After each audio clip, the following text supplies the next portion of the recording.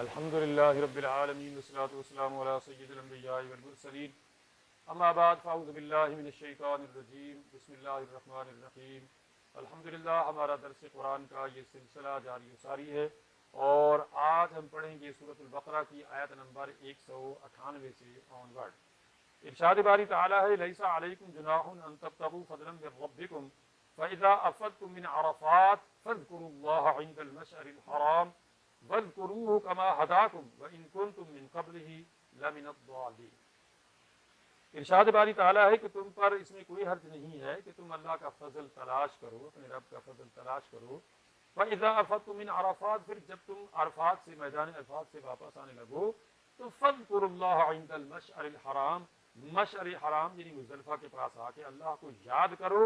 وَاذْكُرُوهُ كَمَا هَدَاكُمْ، ایسے اللہ کو یاد کرو، ایسے اللہ کا ذکر کرو جیسے اس نے تمہیں ہدایت دی ہے، جیسے اس نے تمہیں حکم دیا ہے۔ وَإِن كُنتُم مِّن قَبْلِهِ لَمِنَ الضَّالِينَ، حالانکہ اس سے پہلے تم پوری گمراہی میں پڑے ہوئے تھے۔ لَيْسَ عَلَيْكُمْ جُنَاحٌ أَن تَبْتَغُوا فَضْلًا مِّن رَّبِّكُمْ، اس آیت کے حصے کا مطلب یہ ہے کہ اگر دوران حج یعنی حج پہ بندہ جا رہا ہے اور اس دوران میں اگر کوئی اپنا خرید و فروخت کرتا ہے، کوئی تجارت کا بھی جو ہے نا اس کا کوئی معاملہ ہے، کوئی لینا دینا بھی ہے، مالی معاملات بھی ہیں، تو اس میں کوئی حرج والی بات نہیں ہے۔ لیکن چونکہ اصل نیت تو حج کی ہونی چاہیے اور حج کے لیے ہی وہ جا رہا ہے، تو اس دوران اگر وہ آج کے دور میں بھی اور اس دور میں بھی ظاہر ہے یہ چیز چلتی تھی کہ بندہ کوئی یہاں سے چیز لے کے جا رہا ہے وہاں بیچتا ہے، وہاں سے لے کے آ رہا ہے یہاں بیچتا ہے، تو یا دوران سفر کے دوران جو ہے وہ کوئی اس طرح کی یعنی مالی ایکٹیویٹی یا تجارتی یعنی ایکٹیویٹی کرتا ہے، تو اس میں کوئی حرج والی بات نہیں ہے۔ کوئی یہ اس کو جو ہے وہ بلیم کرے کہ جناب تم تو حج پہ جا رہے ہو تو تم یہ تجارت یا بزنس تم کیوں کر رہے ہو، تو یہ کوئی یعنی معیوب بات نہیں ہے۔ اللہ نے فرما دیا لیس علیکم جناح، کوئی گناہ والی بات نہیں ہے، کوئی حرج والی بات نہیں ہے۔ ان تبتغوا فضلا، بلکہ اس کو اللہ نے کیا فرمایا، ان تبتغوا فضلا من ربکم، یہ اللہ کا فضل تلاش کرنا ہے، یعنی رزق کے حلال تلاش کرنا، اللہ کا فضل تلاش کرنا ہے۔ قرآن مجید میں دوسری جگہ بھی اللہ تعالیٰ نے ارشاد فرمایا، سورۃ جمعہ کے اندر ارشاد فرمایا کہ جب جمعے کی یعنی نماز پڑھ چکو تو پھر اللہ کا فضل تلاش کرو، مطلب جا کے جو ہے نماز پڑھ کے پھر اپنے کاروبار میں لگ جاؤ، جو بھی تمہارا بزنس ہے، جو بھی تمہارا کاروبار ہے اس میں لگ جاؤ۔ نماز پڑھی اس کے بعد اپنے کاروبار میں جو ہے لگ جاؤ، اس میں کوئی برائی والی بات نہیں ہے کہ جی ابھی مسجد سے نکلے تو پھر دکان پہ چلے گئے، پھر کاروبار پہ چلے گئے، نہیں، یہ کاروبار کرنا، بزنس کرنا، روزگار تلاش کرنا، یہ فضلا من ربکم، اللہ نے اس کو قرآن میں وہاں پہ بھی سورۃ جمعہ میں بھی فضلا من ربکم کہا ہے اور یہاں پہ بھی فضلا من ربکم، یعنی کہ یہ اللہ کا فضل ہے، تمہارے رب کا یہ فضل ہے۔ ظاہر اللہ کا فضل ہے، اس نے روزگار کے ذرائع جو ہے وہ بنا دیے ہیں ہر ایک انسان کے لیے۔ کوئی کسی بھی پیشے سے تعلق رکھتا ہے، اس کا پیشہ اس کے لیے اللہ کے رزق کے یعنی رزق حلال کے حصول کا ذریعہ ہے۔ تو اس طرح سے اللہ رب العزت نے اس کو اپنا فضل فرمایا ہے، اور یہ فرمایا ہے کہ اگر حج میں بھی جا رہے ہو یا آ رہے ہو یا دوران اس میں، تو وہاں پہ جو ہے اگر تم اس طرح کی کوئی ایکٹیویٹی تجارتی کرتے ہو تو اس میں کوئی حرج والی بات نہیں ہے، لیکن اصل مقصود جو ہے وہ حج ہی ہونا چاہیے۔ حج یہ ثانوی ایک چیز ہے کہ چلو آتے جاتے میں یہ بندہ جو ہے ثانوی طور پہ اپنا کوئی کاروباری معاملہ بھی کر لیتا ہے۔ فَإِذَا أَفَضْتُم مِّنْ عَرَفَاتٍ، پھر جب تم عرفات کے میدان سے واپس آنے لگو تو فَاذْكُرُوا اللَّهَ، اللہ کو یاد کرو، اللہ کا ذکر کرو، عند المشعر الحرام، مشعر الحرام کے پاس یعنی مزدلفہ کے پاس آ کے وہاں پہ خصوصیت کے ساتھ اللہ کا ذکر کرو۔ وَاذْكُرُوهُ، اللہ کو ایسے یاد کرو، کما ہداکم، جیسا کہ اللہ نے تمہیں ہدایت دی ہے، جیسا کہ اللہ کا حکم ہے۔ اصل تو ساری یعنی چیزیں جو ہیں یعنی جتنی بھی عبادات ہیں ان تمام کے اندر ایک ہی چیز کار فرما ہے، وہ ہے اللہ کی یاد۔ نماز ایک ایسی ایکٹیویٹی ہے کہ اس میں بندے کی اپنی ذات کو بھی فائدہ پہنچتا ہے، یہ ایک بہترین ورزش ہے اس کے پورے جسم کی، اور اس کے یعنی پوری روحانی ایک تربیت ہے اس کے اندر، یعنی جسمانی تربیت کے ساتھ ساتھ اس کی روحانی تربیت بھی ہے۔ اس کی بہت ساری خفیہ بیماریوں، یہ نفسیاتی بیماری ہم جس کو کہہ سکتے ہیں، ان کا علاج نماز کے اندر ہے۔ تو یعنی یہ ایک وہ چیز ہے جو انسان کی اپنی بہتری کی ہے، لیکن اصل مقصود کیا ہے؟ اللہ کو یاد کرنا کہ میرے رب کا حکم ہے، میں نے اس طریقے سے سجدہ کرنا ہے، میں نے اس طریقے سے رکوع کرنا ہے، میں نے اس طریقے سے اس کے سامنے جو ہے وہ کھڑا ہونا ہے، جھکنا ہے، اور جو ہے وہ اس کو یاد کرنا ہے۔ تو سارا معاملہ اللہ کی یاد کا ہے، اللہ کے ذکر کا ہے۔ تو اس لیے حکم ہوا کہ وَاذْكُرُوهُ كَمَا هَدَاكُمْ، اللہ کو ایسے یاد کرو جیسا کہ اس نے تمہیں حکم دیا، ہدایات دی ہے۔ وَإِن كُنتُم مِّن قَبْلِهِ لَمِنَ الضَّالِّينَ، حالانکہ اس سے پہلے جو تھے تم کھلی گمراہی میں تھے۔ ظاہر ہے اس سے پہلے بھی لوگ حج کرتے تھے، یعنی کفار مکہ یا مشرکین مکہ جو تھے وہ حج کرتے تھے اور دور دراز سے آنے والے حاجیوں کی خدمت کرتے تھے، فری میں ان کو تمام تر سہولتیں فراہم کرتے تھے، رہنا، کھانا، پینا، پانی پلانا، وہ اپنے لیے سعادت سمجھتے تھے، بلکہ انہوں نے یہ کام بانٹے ہوئے تھے، کیونکہ ہر ایک چاہتا تھا کہ وہ انفرادی یا اجتماعی طور پہ، کیونکہ قبائل سسٹم تھا، قبیلہ سسٹم تھا، تو ہر قبیلہ یا ہر فرد یہ چاہتا تھا کہ اس کے حصے میں پانی پلانا آئے، اس کے حصے میں کھانا کھلانا آئے، اس کے حصے میں جو ہے وہ رہائش اور یہ چیزیں جو ہے حاجیوں اور عمرہ کرنے والوں کو جو ہے وہ ہمارے حصے میں یہ چیزیں آئیں، ہم تاکہ ان کو جو ہے لوگوں کو فیسیلیٹیٹ کریں فری میں، یعنی وہ اس کو فری میں وہ دیتے تھے لوگوں کو۔ آج تو پیسے لیتے ہیں، تو اب تو ہمارے جو عربوں نے جو ہے وہ کاروبار بنایا ہوا ہے۔ حالانکہ فقہ کی کتابوں کے اندر مکہ جو ہے اس کو، یا یعنی خانہ کعبہ اور اس کا سراؤنڈنگ جو ہے، یہ ایک وقف ہے، جس کو ہم اپنے پاکستان میں بھی سمجھتے ہیں کہ جب کوئی وقف ہوتی ہے چیز، جس کو انگلش میں ٹرسٹ کہتے ہیں، تو وہ کسی کی ملکیت نہیں ہوتا، وہ سب کی ملکیت ہوتا ہے۔ مطلب جو آئے گا ادھر رہے گا، کھائے گا، پیے گا، بیٹھے گا، اور اس کے بعد وہ چلا جائے گا، بس ٹھیک ہے، دوسرا آیا، تیسرا آیا، اور آیا، وہ چلا گیا۔ تو مکہ ہو، یعنی پورا مکہ جو ہے یا خانہ کعبہ جو ہے، اس کا سراؤنڈنگ جو ہے، یہ ایک ٹرسٹ ہے، یہ ایک وقف ہے، اور لوگوں نے وہاں پہ کاروبار بنا لیا، بڑے بڑے ہوٹل بنا لیے، اور جناب ان کا وہ منہ مانگا جو ہے وہ دام مانگتے ہیں، پیسے مانگتے ہیں، کرایہ مانگتے ہیں، جس کی وجہ سے آج جو ہے وہ جو کہ 20-30 ہزار میں پاکستانی روپوں میں ہو سکتا تھا، فری میں ہو سکتا تھا، بندہ پیدل بھی جاتے ہیں، سائیکل پہ جاتے ہیں، موٹر سائیکل پہ جا سکتے ہیں، اور بہترین یعنی جہاں سے بلکہ پوری دنیا سے تقریباً راستہ، کیونکہ اللہ نے اس کو مکے کو بنایا ہی ایسی جگہ پہ ہے دنیا کے درمیان میں کہ امریکہ سے بندہ چلے، میکسیکو سے چلے، یا انڈونیشیا سے چلے، یا جاپان سے چلے، یا کوریا سے چلے، یا یعنی کیپ ٹاؤن سے چلے، ساؤتھ افریقہ سے چلے، اور رشیا سے چلے، ماسکو سے چلے، تو وہ آسانی سے جا سکتا ہے۔ جیسے ہم اگر کہیں ہمارا پاکستان کا جو یعنی یہ کہ ہمارے پاکستان کا جو درمیان ہے، جس کو پہلے کیپٹل بھی بنا رہے تھے، تو وہ جوہر آباد ہے، خوشاب کا علاقہ جوہر آباد ہے، یہ درمیان ہے پاکستان کا، یہ درمیان ہے پاکستان کا۔ اگر یہاں پہ ہمارا کیپٹل ہوتا تو کراچی سے آنے والے کے لیے بھی آسانی تھی، اور گلگت سے آنے والے کے لیے آسانی تھی، کیونکہ گلگت اور کراچی کے درمیان جو ہے یہ جوہر آباد ہے، یعنی کہ خوشاب ڈسٹرکٹ خوشاب، یہ درمیان ہے۔ ادھر سے ڈیرہ اسماعیل خان سے کوئی آئے، لاہور سے کوئی جائے، درمیان میں بالکل، یہ ہر طرف سے آنے والا، اب کونے میں بنا دیا ایک سائڈ پہ۔ تو اس طرح سے اللہ رب العزت نے خانہ کعبے کو اگر کونے میں بنا دیتا، کیپ ٹاؤن میں بنا دیتا، کیپ ٹاؤن بالکل ہم سب جانتے ہیں کہ یہ بالکل یعنی ساؤتھ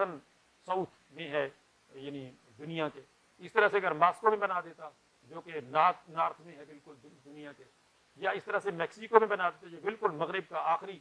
یعنی وہ شہر ہے یا ملک ہے، تو سب کے لیے مشکل ہوتی، اتنا کرایہ، اتنا ٹائم، اتنے اچھا۔ پھر اللہ رب العزت نے مکے کو یا خانہ کعبے کو کہاں بنایا، یا مطلب کس موسم انوائرمنٹ میں بنایا؟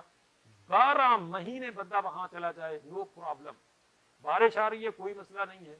دسمبر کا مہینہ ہے کوئی مسئلہ نہیں ہے، جون کا مہینہ ہے کوئی مسئلہ ہی نہیں ہے، یعنی وہاں نہ سردی ہے نہ گرمی ہے، گرمی تھوڑی بہت ہوتی ہے، سردی کا تو نام ہی نہیں ہے۔ اب ظاہر ہے کہ ایسی انوائرمنٹ میں کہ جہاں بندہ کھلے عام اس کو پھرنا ہے، اس کو عرفات میں جانا ہے، اس کو مزدلفہ میں جانا ہے، اس کو چکر کاٹنے ہیں، تو یہ ساری چیزیں بیرونی ایکٹیویٹیز ہیں، یہ تمام تر جو ہے وہ باہر کی چیزیں ہیں۔ تو اللہ رب العزت نے ایسی جگہ پہ بنایا خانہ کعبے کو، پہلے گھر کو، یعنی حج کی جگہ کو، کہ جہاں پہ لوگ ہر طرف سے بآسانی پہنچ سکتے ہیں، اور پھر انوائرمنٹ یا موسم ایسا اس کا رکھا کہ 12 مہینے بندہ جائے، نو پرابلم، کوئی پریشانی نہیں ہے کسی قسم کی، بارش بھی آ رہی ہے تو کچھ نہیں ہوتا۔ تو اس طرح سے اللہ رب اگر ایسی جگہ بنا دیتا ہے جیسے ماسکو بنا دیتا، یا مطلب کوئی بھی ٹھنڈی جگہ جہاں برف پڑتی ہے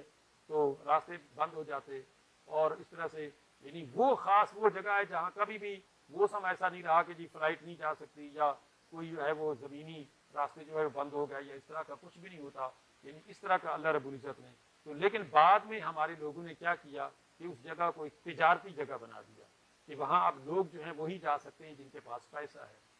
وہی وہاں پہ جا کے رہ سکتے ہیں سارے، کہ اس کے ارد گرد جو ہے دور دور تک ہوٹل بنا دیے گئے، اور اتنے مہنگے ہوٹل بنا دیے گئے ہیں کہ رہنا مشکل ہو گیا، اور اس طرح سے حج جو ہے وہ مہنگا ہو گیا اس کی وجہ سے۔ تو اللہ رب العزت نے قرآن مجید میں بھی کئی جگہ پہ سورۃ الحج کے اندر بھی اور کئی جگہوں پہ ہے اور تو بیان کیا ہے کہ یہ یعنی طواف کرنے والے، حج کرنے والے، عمرے کرنے والوں کی اس کو صاف ستھرا رکھو، ان کو فیسیلیٹیٹ کرو، ان کے لیے سہولتیں پیدا کرو تاکہ لوگ آئیں، سکون سے آئیں، ادھر حج کریں، عمرہ کریں، عبادت کریں، اللہ اللہ کریں، اور ان کو یہ نہ ہو کہ یار میرے پاس پیسے ختم ہو گئے، یا میں کہاں رہوں گا، یا میرے ساتھ کیا ہوگا۔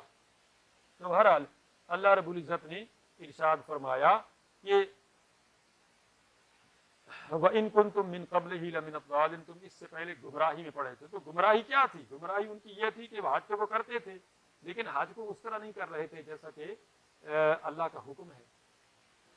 اچھا، عمرہ بھی کرتے تھے لیکن عمرے کو بھی اس طرح سے نہیں کر رہے تھے جو کہ اس کا حج، یعنی کہ حالانکہ وہ باقی چیزیں ساری ٹھیک کر رہے تھے، لوگوں کو فیسیلیٹیٹ کرنا، ان کو فری میں تمام تر سہولتیں فراہم کرنا، یہ اپنے لیے وہ سعادت سمجھتے تھے۔ تو اللہ نے فرمایا کہ وَاذْكُرُوهُ كَمَا هَدَاكُمْ وَإِن كُنتُم مِّن قَبْلِهِ لَمِنَ الضَّالِّينَ، اللہ کو ایسے یاد کرو، اللہ کا ذکر اس طرح سے کرو کہ جس طرح سے اللہ نے تمہیں حکم دیا ہے، حالانکہ اس سے پہلے تم کھلی گمراہی میں پڑے تھے۔ ثُمَّ أَفِيضُوا مِنْ حَيْثُ أَفَاضَ النَّاسُ وَاسْتَغْفِرُوا اللَّهَ، پھر تم بھی وہاں سے واپس آ جاؤ، یعنی حج کے تمام تر جو چیزیں کرنے کے بعد جو ہے وہاں سے آ جاؤ جیسے کہ لوگ آتے ہیں واپس، تو وَاسْتَغْفِرُوا اللَّهَ، اللہ سے مغفرت طلب کرو، اللہ سے معافی مانگو۔ یعنی اصل جو مقصود ہے تمام تر عبادات کا اور خصوصاً حج کا بھی،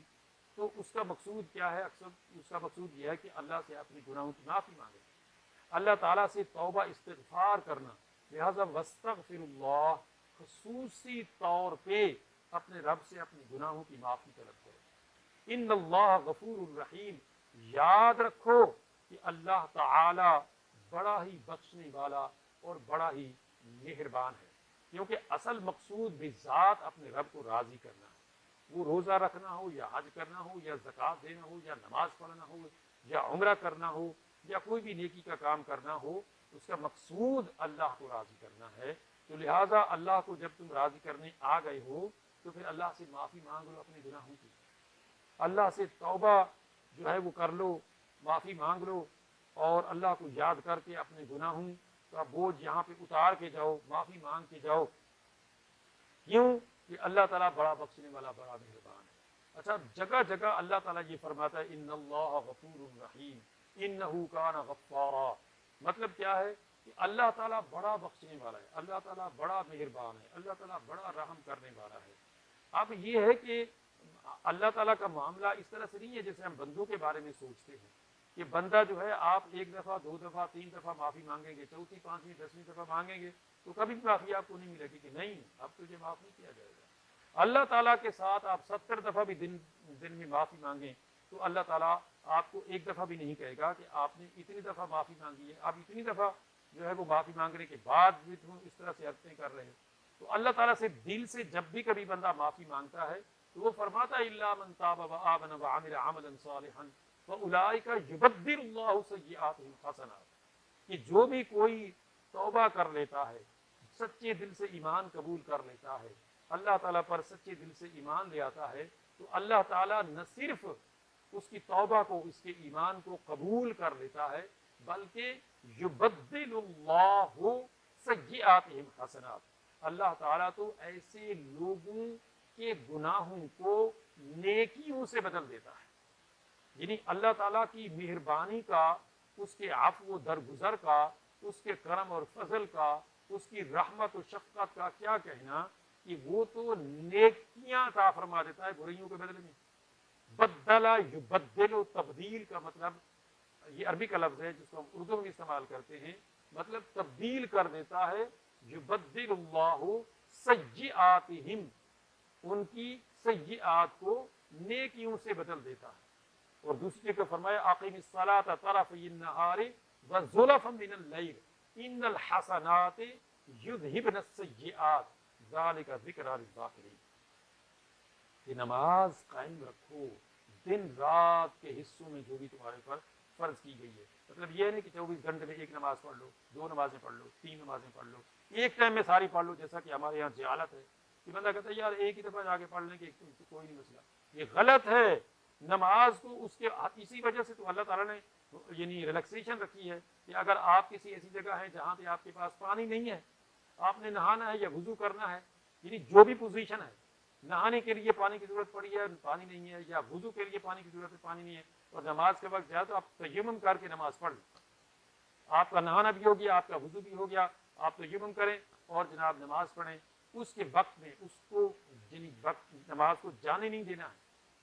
تو اس طرح سے 24 گھنٹے میں جو 5 نمازیں دن رات میں اللہ نے رکھی ہیں، ان کو ان کے اسی وقت میں پڑھنا فرض ہے۔ اگر پانی نہیں ہے تو تیمم کر کے پڑھ لیں۔ اگر آپ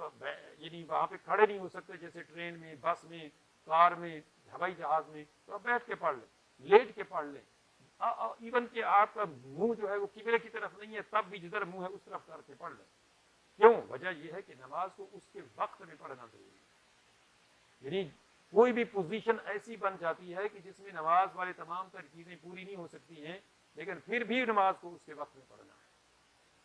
کیوں؟ اس لیے کہ اللہ کے حکم کو بلا چون و چرا ماننا ہے، 24 گھنٹے اس کو یاد رکھنا ہے۔ یہ اگر بندہ کر لے کہ 24 گھنٹے میں چلو 1 گھنٹہ لگا لیں گے اور جو ہے وہ رات کو سونے سے پہلے ساری نمازیں پانچوں پڑھ لیں گے، تو بس جو ہے وہ پانچوں، ایسا نہیں کرنا ہے، ایسا قبول نہیں ہے۔ اس لیے حکم ہے کہ نماز کو اس کے وقت میں پڑھنا ہے۔ اور یہ ساری چیزیں اللہ کی بخشش کے ذرائع ہیں کہ بندہ 24 گھنٹے اللہ کو یاد کرتا رہے۔ وَاسْتَغْفِرُ اللَّهَ إِنَّ اللَّهَ غَفُورٌ رَحِيمٌ، اللہ سے معافی مانگتے رہا کرو، اس لیے کہ اللہ تعالیٰ بڑا بخشنے والا اور بڑا مہربان ہے۔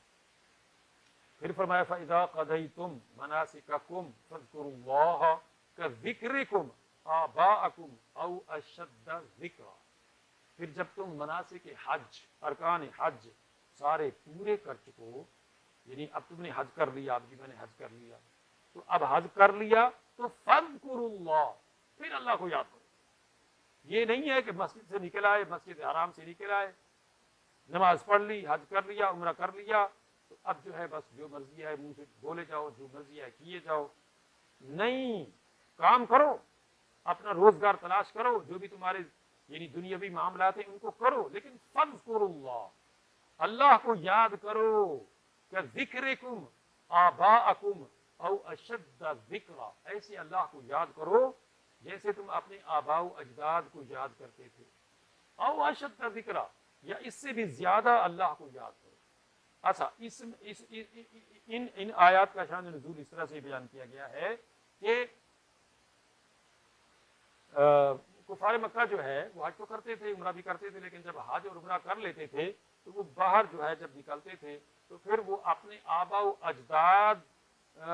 کو جو ہے نا وہ اس طرح سے بڑھا چڑھا کے بیان کرتے تھے کہ میرا باپ ایسا تھا، وہ یہ کام کرتا تھا، وہ یہ کام کرتا تھا، میرا دادا ایسا تھا، میرا پردادا ایسا تھا، وہ اس طرح کی چیزیں کرتے تھے۔ مطلب ان کی جو ہے نا بڑائیاں یا نیکیاں جو ہے وہ بیان کرتے تھے تاکہ لوگوں کو یہ بتا سکیں کہ میں ایک خاندانی نیک آدمی ہوں، میرے آباء و اجداد جو ہیں وہ اس طرح سے جو ہے کھانا کھلاتے تھے، اس طرح کے جو ہے معاملات کرتے تھے۔ تو اس طرح سے جو ہے وہ کفار مکہ جو ہیں وہ اپنے آباء و اجداد کو حج کے بعد اس طرح سے یاد کرتے تھے، ان کا تذکرہ کرتے تھے، ان کو یاد کرتے تھے کہ جی اس طرح سے ہمارے آباء و اجداد جو ہیں وہ نیکیوں میں آگے بڑھ چڑھ کے حصہ لیتے تھے۔ یعنی ان کا اصل مقصود کیا ہوتا تھا؟ مقصود یہ ہوتا تھا کہ دیکھو ہم حج کے لیے آئے، عمرے کے لیے آئے، ہم نے قربانیاں کی، ہم نے سارے ارکان حج ادا کیے، تو ہم جدی پشتی حاجی ہیں، ہم جدی پشتی عمرہ کرنے والے ہیں۔ آج ہمارے لوگ بھی اسی طرف چل پڑے ہیں۔ آج ہمارے لوگ جو ہیں وہ تو اسی طرح سے اپنے خاندان کے ساتھ جب جاتے ہیں ان کی تصویریں ان کی موویاں بنا کے لائیو لگا دیتے ہیں، یہ سب کیا ہے؟ کس کو دکھا رہے ہیں؟ وہ لوگ بھی تو یہی کہتے تھے نا کہ ہمارے آبا و اجداد جی یہ کرتے تھے وہ کرتے تھے، ان کی جو بھی ظاہر نیکیاں تو ہوتی ہوں گی ان کی جو انہوں نے کی ہوں گی، کسی کو کھانا کھلایا یا حج کے دوران کوئی بھی جو لوگوں کے ساتھ کوئی اچھا کام کیا، جو بھی اچھے کام انہوں نے کیے ہوں گے ان اچھے کاموں کا ہی تذکرہ وہ کرتے ہوں گے۔ تو اس طرح سے یہ کوئی نیکی والی بات نہیں ہے، اصل تذکرہ اللہ کا کرنا ہے۔ ایون کہ ہم حج پہ گئے ہیں تو یہ بھی اللہ کا شکر ہے کہ اس نے ہمیں زندہ رکھا، وہ ہمیں حج پہ لے گیا۔ اگر ہم مر چکے ہوتے حج پہ جانے سے پہلے، ہمارے پاس پیسے نہ ہوتے، ہماری آنکھیں کان ہاتھ کام نہ کرتے، لولے لنگڑے ہوتے، کیسے جاتے حج پہ؟ وہ اللہ نے ہمیں ہاتھ دے دیے صحیح، ہمارے جسم کے تمام اعضاء کو ایکٹیو رکھا تاکہ ہم حج پہ جا سکیں۔ تو اللہ کا کرم ہوا، اس کا تذکرہ ہونا چاہیے، اس کا ذکر ہونا چاہیے، اس کا احسان ماننا چاہیے کہ بندہ یہ کہے کہ جی میں حج پہ گیا تو میں نے یہ کیا، میری کیا حیثیت، مجھے تو اللہ نے زندہ رکھا ہوا ہے، یہ اس کا کرم ہے، کب تک زندہ رکھا ہوا ہے یہ اس کی مرضی ہے، وہ کب موت دے دے یہ اس کی مرضی ہے، دل دھڑک رہا ہے اس کی پرمیشن سے۔ جب اس کی پرمیشن کے بغیر کچھ ہو نہیں سکتا ہے تو اس کا احسان ماننا چاہیے کہ اس کے احسان یعنی اس کا احسان ہے کہ ہم ابھی تک زندہ ہیں، ہم نماز پڑھتے ہیں، ہم عمرے پہ آئے، ہم حج پہ آئے، ہم حج پورا کر سکے۔ کتنے لوگ ہیں جو حج کے دوران مر جاتے ہیں، حج سے کرنے سے پہلے مر جاتے ہیں، حج کے دوران مر جاتے ہیں، اور موت یعنی آنی ہے ظاہر جہاں جہاں بھی جس کی اللہ نے لکھی ہے کہ جتنا بھی زندگی کا دورانی ہے اس کو پورا کر کے اس دنیا سے اللہ نے اس کو کوچ کرانا ہے۔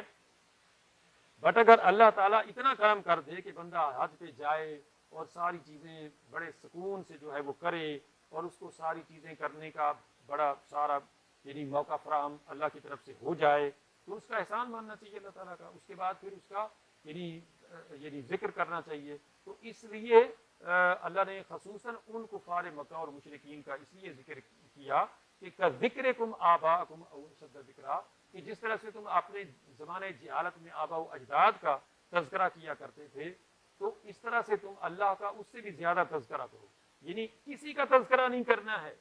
کسی کو یاد نہیں کرنا ہے سوائے اللہ کے، اللہ کو یاد کرنا ہے۔ وجہ اس لیے کہ یعنی جو ذکر کے قابل کوئی ذات ہے تو وہ اللہ کی ہے، اللہ کو یاد کرنا ہے۔ کیوں؟ اسی نے پیدا کیا، اسی نے زندہ رکھا ہوا ہے، اسی نے موت دینی ہے، اور اسی کے پاس ہمیں جانا ہے۔ تو تذکرہ اس کا ہونا چاہیے، ذکر اس کا ہونا چاہیے کہ جس نے، ورنہ تو ہمارے آپ نے ہم یہ کہیں کہ ہمیں ہمارے والدین نے پیدا کیا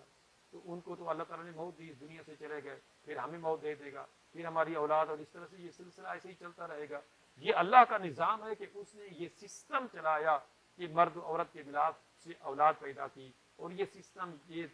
یعنی سلسلہ نسل انسانیت کا، جانوروں کا، پرندوں کا سارا یہ چلایا، یہ اس کی مشیت پر مبنی ہے، اس کی حکمت اور اس کے راز ہیں وہ جانتا ہے۔ لیکن اصل جو قوت کار فرما ہے وہ اللہ کی پرمیشن ہے، اللہ کی گرانٹ اور عطا ہے، اس لیے اس کا تذکرہ ہونا چاہیے، اس کا احسان ماننا چاہیے۔ اور اس لیے اللہ نے ان کا تذکرہ یعنی کفار مکہ کا تذکرہ اس لیے کیا کہ وہ اپنے آباء و اجداد کو بڑی طور بڑھا چڑھا کے پیش کرتے تھے کہ دیکھو جی وہ کیسے نیک تھے، کیسے اچھے تھے۔ تو فرمایا ان کو نہیں، کسی کو بھی یاد نہ کرو، اللہ کو یاد کرو، فاذکروا اللہ، اللہ کو یاد کرو، او اشد ذکرا، ان سے بھی زیادہ اللہ کو یاد کرو، یعنی کسی کو یاد کرنے سے زیادہ اللہ کو یاد کرو اور صرف اللہ کو یاد کرو۔ فمن الناس من یقول ربنا آتنا فی الدنیا وما له فی الآخرۃ من خلاق، لوگوں میں سے کچھ ایسے بھی ہیں جو یوں کہتے ہیں، دعا کرتے ہیں کہ پروردگار ہمیں دنیا کے اندر بھلائی عطا کر، دنیا کے اندر کامیابی عطا کر، مال ہے، اولاد ہے، صحت ہے، تندرستی ہے، دنیا کی جو بھی چیزیں ہیں وہ بندے مانگتے ہیں، لیکن وہ آخرت نہیں مانگتے، وہ اللہ سے جنت نہیں مانگتے، اللہ سے قبر کے عذاب، جہنم کے عذاب سے پناہ نہیں مانگتے۔ ان کا مدعا سارا کا سارا دعاؤں کا دنیا دنیا دنیا دنیا دنیا۔ اللہ نے فرمایا وَمَا لَهُ فِي الْآخِرَةِ مِنْ خَلَاقٍ، ایسے لوگوں کا آخرت میں کوئی حصہ نہیں۔ جب انہوں نے مانگی نہیں ہے تو جو مانگتا ہی نہیں ہے اس کے ذہن میں کیا ہوگا؟ چنانچہ کفار مکہ جو تھے وہ حج کرنے کے باوجود، عمرہ کرنے کے باوجود، ابراہیم علیہ السلام کی پیروکاری کا کلیم کرنے کے باوجود آخرت کے قائل نہیں تھے، وہ آخرت کو مانتے ہی نہیں تھے۔ وہ کہتے کوئی دنیا مطلب دنیا کے یعنی اس یہاں دنیا سے بندہ جب جاتا ہے تو ختم، کوئی جنت نہیں، کوئی دوزخ نہیں، کوئی آخرت نہیں، کوئی کچھ نہیں، کوئی حساب و کتاب نہیں، بس یہ دنیا مانگو اللہ سے، دنیا مانگو، مال مانگو، اولاد مانگو، صحت مانگو، تندرستی مانگو، یہ دنیا۔ تو اللہ نے فرمایا جو مانگتے ہی دنیا ہے تو پھر ما لہ فی الآخرۃ من خلاق، ایسے لوگوں کے لیے پھر آخرت میں کوئی حصہ نہیں ہے۔ لیکن ومنہم من یقول ربنا آتنا فی الدنیا حسنہ وفی الآخرۃ حسنہ وقنا عذاب النار، لیکن لوگوں میں سے کچھ ایسے بھی ہیں جو یوں دعا کرتے ہیں کہ پروردگار ہمیں دنیا کے اندر بھی بھلائی عطا فرما اور آخرت میں بھی بھلائی عطا فرما اور ہمیں جہنم کے عذاب سے بچا۔ یہ ہے وہ دعا جو اللہ نے سکھائی ہے، اللہ کے رسول نے سکھائی ہے۔ صحابہ کرام کہتے ہیں کہ ہم ایک دفعہ نبی کریم صلی اللہ علیہ وسلم کے ساتھ تھے، آپ ایک صحابی کی عیادت کے لیے تشریف لے گئے، تو وہ بیمار تھا اور صحابہ کہتے ہیں کہ ہم نے دیکھا کہ وہ چوزے کی طرح سے سوکھ گیا تھا اس بیماری کی وجہ سے۔ تو نبی کریم صلی اللہ علیہ وسلم نے اس سے پوچھا کہ تم دعا نہیں کرتے تھے اپنے لیے اللہ تعالیٰ سے کہ تمہاری اتنی یعنی کہ بری حالت ہو گئی ہے، تمہاری صحت اتنی خراب ہو گئی ہے؟ اس نے کہا یا رسول اللہ، میں اللہ تعالیٰ سے یہ دعا کرتا تھا کہ پروردگار اگر تم نے مجھے آخرت میں عذاب دینا ہے میرے گناہوں کی وجہ سے تو مجھے دنیا کے اندر ہی مل جا دے، جو سزا مجھے آخرت میں دینی ہے تو مجھے یہاں دنیا میں دے دی تاکہ میں آخرت کے عذاب سے بچ جاؤں۔ اللہ کے رسول صلی اللہ علیہ وسلم نے ارشاد فرمایا سبحان اللہ، کون ایسا ہے جو اللہ کی سزا کو برداشت کر سکتا ہے، سہار سکتا ہے، چاہے وہ دنیا کی ہو یا آخرت کی ہو؟ اللہ کی سزا کو تم نہیں برداشت کر سکتے۔ تم نے یوں کیوں نہیں دعا کی اللہ تعالیٰ سے کہ ربنا آتنا فی الدنیا حسنۃ وفی الآخرۃ حسنۃ وقنا عذاب النار؟ تو اس طرح سے دعا کرو کہ اللہم ربنا آتنا فی الدنیا حسنۃ وفی الآخرۃ حسنۃ وقنا عذاب النار، کہ اے اللہ ہمیں دنیا کے اندر بھی بھلائی عطا فرما اور آخرت کے اندر بھی بھلائی عطا فرما اور ہمیں جہنم کے عذاب سے بچا۔ چنانچہ حدیث میں آتا ہے کہ نبی کریم صلی اللہ علیہ وسلم سب سے زیادہ جو دعا مانگتے تھے وہ یہ ہوتی، یعنی باقی دعائیں بھی مانگتے تھے لیکن سب سے زیادہ جو دعا مانگتے تھے آپ صلی اللہ علیہ وسلم وہ یہ تھی۔ چنانچہ ظاہر ہے صحابہ کرام نے جب رسول اللہ کو یہ دعا زیادہ مانگتے دیکھا تو پھر ان کا عمل بھی ظاہر اسی طرح کا تھا۔ جو کہنا یہ مقصود ہے کہ مسلمان جو ہے وہ جہاں دنیا کے اندر اپنی آخرت کی کھیتی بوتا ہے، مطلب جہاں کھیتی جو بو رہا ہے اس نے آخرت میں جا کے کاٹنا ہے، یہاں دنیا کے اندر جو اس کو دوران سفر زندگی اس کو ضرورت ہے اتنا بس وہ یہ نہیں کرتا ہے، لیکن اصل جو اس کی ڈھیری اس نے اٹھانی ہے جا کے، جو رزلٹ لینا ہے جا کے، وہ اس کی اصل ڈیسٹینیشن جنت ہے۔ اس لیے ارشاد فرمایا کہ جو اللہ کا نیک بندہ ہے، جو آخرت پر نظر رکھتا ہے، اس کا مدعا آخرت ہے اور آخرت کمانے کے لیے وہ یوں دعا کیا کرتا ہے کہ ربنا آتنا فی الدنیا حسنۃ وفی الآخرۃ حسنۃ وقنا عذاب النار۔ اللہ تعالیٰ سمجھنے عمل کرنے کی توفیق عطا فرمائے اور اللہ رب العزت ہمارے والدین اور سارے مسلمانوں کی بخشش و نجات فرمائے اور دنیا آخرت کی فوز و فلاح عطا فرمائے۔ وآخر دعوانا ان الحمد للہ رب العالمین۔